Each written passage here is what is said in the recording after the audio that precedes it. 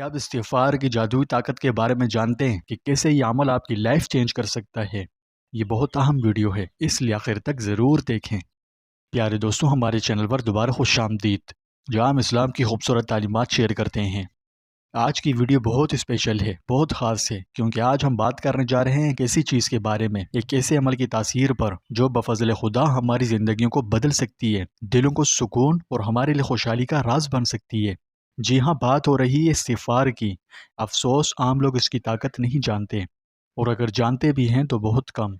دیکھیے، استغفار اللہ سے اپنی غلطیوں، اپنے گناہوں اور اپنی کوتاہیوں کی معافی مانگنے کا نام ہے کہ اللہ، میں نے غلطیاں کی ہے، وہ کام کیا جس سے آپ ناراض ہوئے، جس چیز سے آپ نے منع کیا، میں نے پھر بھی وہ گناہ کیا، اب میں بہت شرمندہ ہوں، مجھے اپنے کیے پر بہت افسوس ہے۔ اے اللہ، تو بڑا معاف فرمانے والا ہے اور معافی کو پسند کرتے، تو بس مجھے معاف فرما دے۔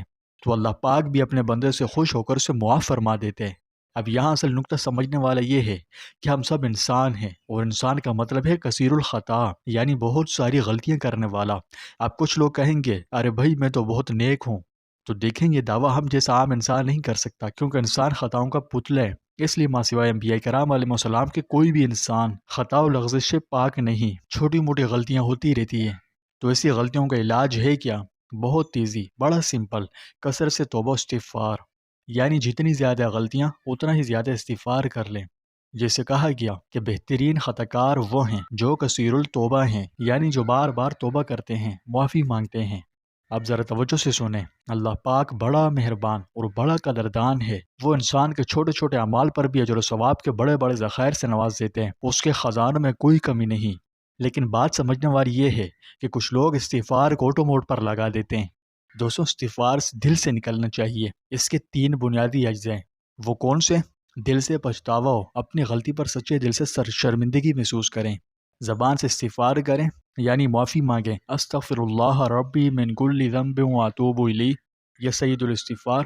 یہ کوئی مختصر استغفار جیسے استغفر اللہ، یہ کوئی بھی استغفار کے دعائے کلمات جو آپ کے دل سے نکلیں۔ اور تیسری چیز، جو غلطی کی اس سے سچی پکی توبہ کرتے ہوئے آئندہ اس گناہ سے بچنے کی پوری کوشش کی جائے۔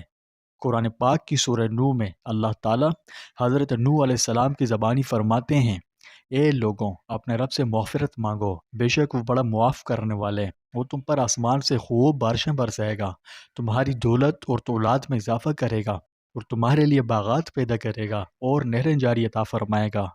استغفار صرف گناہوں کی معافی ہی نہیں، بلکہ رزق میں برکت و اضافے، پریشانیوں سے نجات اور طمانینت قلب کا بھی بڑا مؤثر ذریعہ ہے۔